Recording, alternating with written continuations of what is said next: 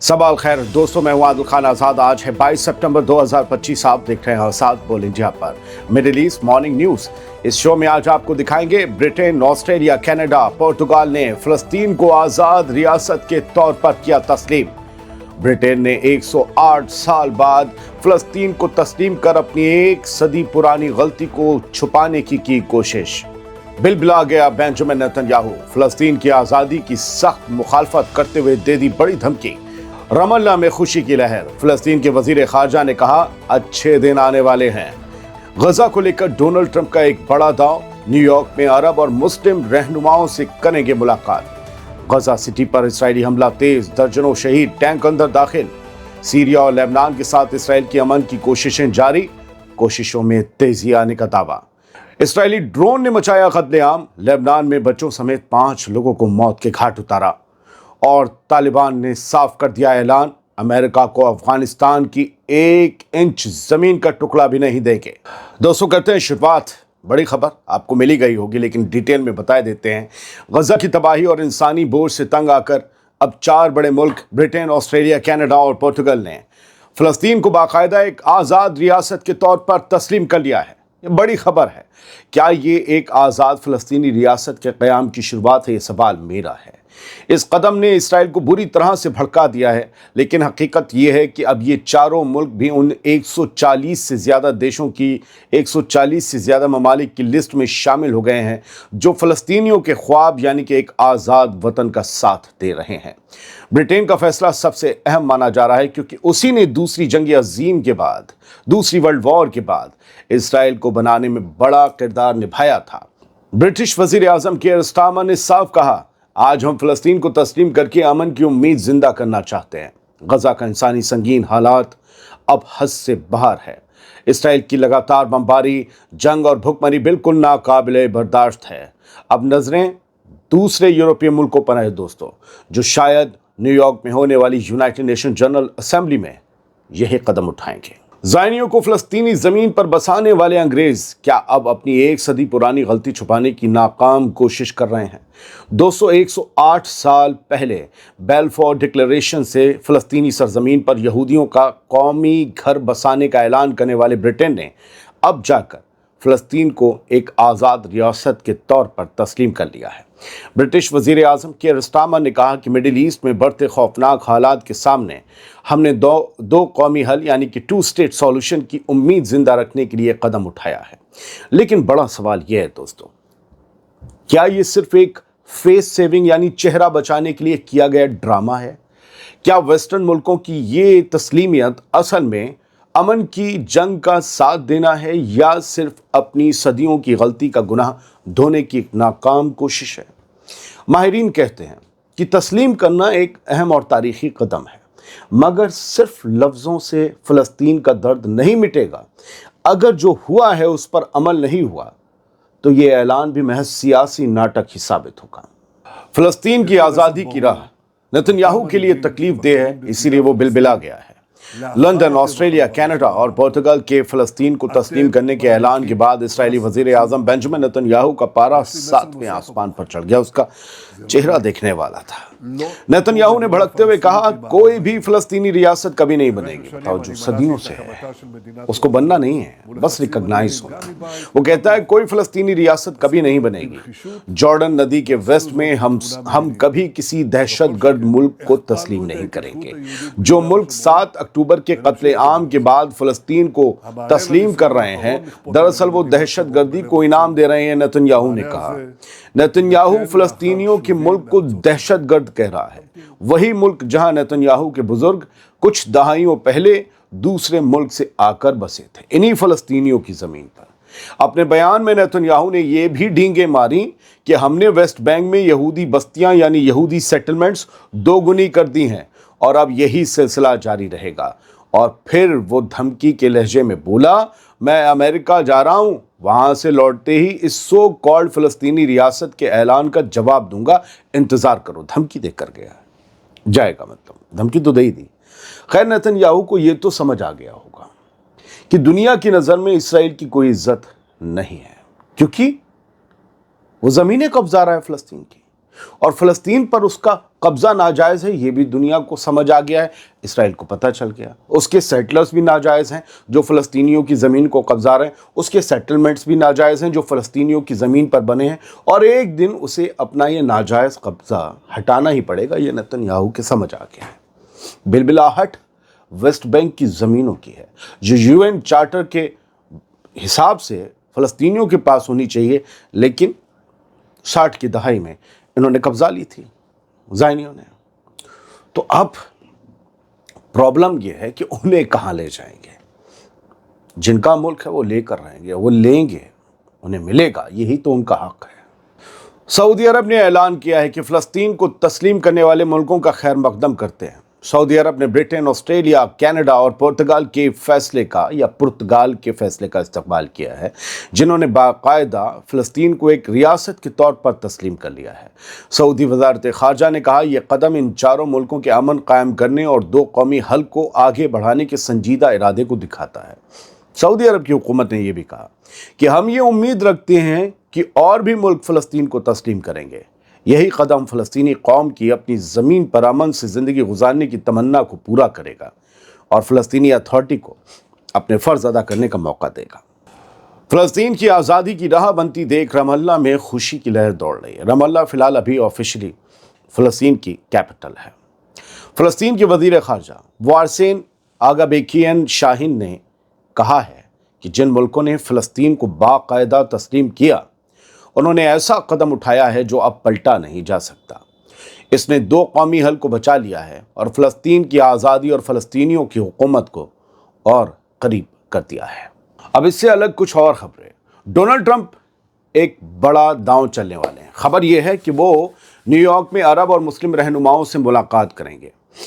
American political website Axios की report के मुताबिक न्यूयॉर्क में यूएन जनरल असेंबली के मौके पर अमेरिकी सदर डोनाल्ड ट्रंप मंगल को चंद चुनिंदा अरब और मुस्लिम रहनुमाओं से मुलाकात करेंगे। मीटिंग बड़ी साफ है और बड़ी अहम है क्योंकि इसका एजेंडा गजा की खून खराबे वाली जंग को किसी भी तरह रोका जाए, ये है एजेंडा। ये मुलाकात उस वक्त हो रही है जब डोनाल्ड ट्रंप 29 सितंबर को वॉशिंगटन में इसराइल के प्राइम मिनिस्टर नेतन्याहू का इस्तकबाल करने वाले हैं। लाल कालीन बिछेगा। दूसरी तरफ वेस्टर्न मुल्क तेजी से फ़लस्तीन को तस्लीम कर रहे हैं और इसराइल खुलेआम धमकी दे रहा है कि वेस्ट बैंक के हिस्सों को हड़प लेगा। इस मीटिंग के लिए सऊदी अरब, यूएई, कतर, मिस्र, उर्दन यानी जॉर्डन और तुर्की के रहनुमाओं को बुलावा भेजा गया है। सऊदी अरब, यूएई, कतर, मिस्र, जॉर्डन और तुर्की। अमेरिका चाहता है कि जंग के बाद गजा में एक स्टेबलाइजेशन फोर्स बनाई जाए जो इसराइली कब्जे की जगह ले। अरब रहनुमा ट्रंप पर प्रेशर डालने की तैयारी में है कि वो नेतन्याहू को रोकें, जंग खत्म करवाएं और ज़मीन हड़पने का सिलसिला बंद करवाएं। यूएई तो साफ कह चुका है, दुबई अबू धाबी वाला यूएई साफ कह चुका है और बड़ी क्लियर कट बात कही है कि अगर हालात ऐसे ही रहे तो अब्राहम अकॉर्ड्स भी खटाई में पड़ जाएंगे, मिट्टी में मिल जाएंगे। अलग से ट्रंप की मुलाकात खलीजी रहनुमाओं यानी गल्फ के रहनुमाओं से भी तय है, यानी सऊदी अरब, यूएई, कतर, ओमान, बहरीन और कुवैत के साथ। इसमें ओमान, बहरीन, कुवैत जुड़ गए हैं और इसमें सीनियर लीडर्स शामिल होंगे। यहाँ एजेंडा दूसरा है, कतर पर इसराइली हमले से बने खतरनाक हालात और ये यकीन दिलाना कि आइंदा ऐसा वाक़या दोबारा नहीं होगा। ये एजेंडा इस मीटिंग का होगा। यानी खेल साफ है। ट्रंप एक तरफ नेतन्याहू से गले मिलने की तैयारी कर रहे हैं और दूसरी तरफ अरब दुनिया को तसल्ली देने की कोशिश कर रहे हैं।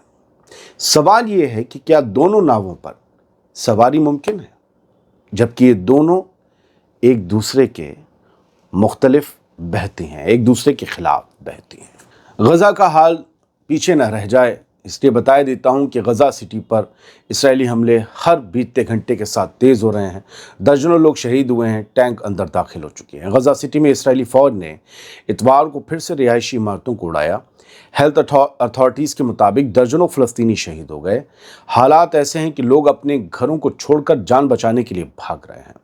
करीब 2 साल से जारी इस जंग में इसराइल गजा सिटी को हमास का आखिरी गढ़ बताकर तबाह कर रहा है और अब टैंक भी शहर के अंदर तक सेंटर में दाखिल हो गए हैं। कहर का आलम यह है कि एक प्रेग्नेंट औरत और उसके 2 बच्चे भी इस हमले में मारे गए, बाकी दर्जनों लोगों के साथ। इसराइली फ़ौज ने इन मौतों पर कोई सीधा जवाब और बयान नहीं दिया कि ये प्रेग्नेंट औरत और ये दोनों बच्चे कैसे मारे गए। बस इतना कहा कि उनके जवानों ने कई मुजाहिदीनों को ढेर किया है। तबाह हो चुकी इमारतों के मलबे में लोग अब भी अपने घरों की बची खुची निशानियां ढूंढ रहे हैं। हालात बहुत खराब है। जो तस्वीरें मैंने देखी हैं तो गजा सिटी के आसमान को सुर्ख देखा है। हर लम्हा इतना गोला बारूद देखा जा रहा है। इसराइल के वजीर आजम बेंजामिन नेतन्याहू ने ऐलान किया है कि सीरिया के साथ बातचीत में कुछ तरक्की हुई है, कुछ डेवलपमेंट्स हुए हैं, और अगर हालात यूं ही आगे बढ़े तो सीरिया और लेबनान के साथ अमन के समझौते हो सकते हैं। इतवार को ही इसराइल की कैबिनेट मीटिंग में बेंजामिन नेतन्याहू ने कहा कि हिजबुल्लाह के खिलाफ लेबनान में हमारी फतह ने हमें एक ऐसा मौका दिया है जिसका तसव्वुर करना पहले नामुमकिन था। फतह में कोई सीज फायर नहीं करता नेतन्याहू, मैं तुम्हें याद दिला दूं, आपने भी सीज फायर किया, ठीक है, यहां आप तंजिया है। इसी दौरान ट्रंप हुकूमत के एक ओहदेदार ने टाइम्स ऑफ इसराइल को बताया कि इसराइल और सीरिया के दरमियान सिक्योरिटी एग्रीमेंट 99% मुकम्मल हो चुका है और अगले 2 हफ्तों में इसका ऐलान हो सकता है। नेतन्याहू ने कहा, हम सीरिया के साथ कदम बढ़ा रहे हैं, कुछ तरक्की हुई है मगर ये अब भी सिर्फ एक ख्वाब है। उसने कहा कि लेबनान के साथ भी गुफ्तगू चल रही है और साफ है कि ये सब हमारी कातिलाना फतह के बगैर मुमकिन ही नहीं होता। नेतन्याहू कह रहा है कातिलाना फतह के बगैर मुमकिन ही नहीं होता। खबर लेबनान से, इस्राएली ड्रोन ने लेबनान में बच्चों समेत 5 लोगों को मौत के घाट उतार दिया। साउथ लेबनान के इलाके बिंत जबील में इतवार को इस्राएली ड्रोन ने हमला किया। इसमें कम से कम 5 लोग मारे गए, 3 मासूम बच्चे इनमें शामिल हैं। लेबनान की हेल्थ मिनिस्ट्री कहती है कि ड्रोन ने एक मोटरसाइकिल पर हमला किया। इसराइल की फौज दावा करती है कि उन्होंने हमले में एक हिजबुल्लाह के मेंबर को निशाना बनाया, मगर कई लोग जो बेगुनाह थे वो भी मारे गए। इसराइली बयान में कहा गया कि हम बेगुनाह लोगों को होने वाले नुकसान के लिए अफसोस जताते हैं और हर मुमकिन कोशिश करते हैं कि नुकसान कम से कम हो, मगर दुनिया जानती है दोस्तों कि IDF के हमलों में सबसे ज़्यादा शिकार बेगुनाह और बच्चे ही बनते हैं। 20,000 बच्चे गजा में मारे गए, 16 से 17,000 बेकसूर औरतें। IDF को दुनिया में बहुत सी जगह बेबी किलर या चाइल्ड किलर बुलाया जाता है। क्यों? उनके हमलों में ऐसे ही बच्चे निशाना बनते हैं। दोस्तों, लेबनान में इसराइल के लगातार हमले जारी हैं। IDF का दावा है कि ये हमला हिजबुल्लाह को निशाना बनाने के लिए किए जा रहे हैं, बावजूद इसके कि नवंबर में 1 साल से ज़्यादा की लड़ाई को ख़त्म करने वाला सीज फायर हुआ था। उधर हिजबुल्लाह ने 10 महीनों से इसराइल के खिलाफ एक पटाखा, एक फुलझड़ी भी नहीं छोड़ी है। बावजूद इसके इसराइल लगातार लेबनान पर, ख़ास तौर से साउथ लेबनान पर लगातार हमले कर रहा है। मिडिल ईस्ट से बाहर तालिबान की बात करते हैं, जिन्होंने साफ कर दिया है कि अमेरिका को 1 इंच ज़मीन भी नहीं देंगे। अफगानिस्तान के बागराम एयरबेस को लेकर अमेरिकी सदर डोनाल्ड ट्रंप की मांग या धमकी के बाद अफगानी डिफेंस मिनिस्ट्री ने साफ कहा कि बागराम का कोई सौदा मुमकिन नहीं है। बागराम काबुल के नॉर्थ में मौजूद है और अफगानिस्तान में अमेरिका की 20 साल की जंग का सबसे बड़ा एयरबेस था। ट्रंप ने कल धमकी दी थी कि अगर ये एयरबेस उन्हें वापस नहीं मिला तो बहुत बुरी चीज़ें होंगी, bad things will be happen. Afghan defence ministry के चीफ ऑफ स्टाफ फसीउद्दीन फितरात ने कहा कि हाल ही में कुछ लोगों ने कहा है, नाम नहीं ले रहे हैं ट्रंप का, ऐसे कह रहे हैं कि कुछ लोगों ने कहा है कि उन्होंने बागराम एयरबेस वापस लेने के लिए अफगानिस्तान से बातचीत शुरू की है, लेकिन अफगानिस्तान की 1 इंच ज़मीन का भी कोई सौदा नहीं होगा।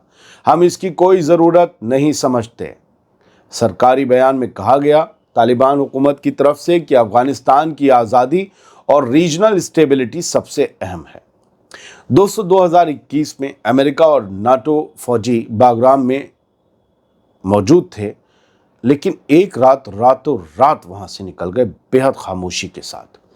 इसके बाद अफगान आर्मी जल्द ही ढह गई और तालिबान ने पूरे मुल्क पर अपना कंट्रोल जमा लिया। अब उन्हीं की हुकूमत है। अब डोनाल्ड ट्रंप की मांग 4 साल बाद अफगान सरकार और तालिबान के लिए बिल्कुल नाकाबिल कबूल है।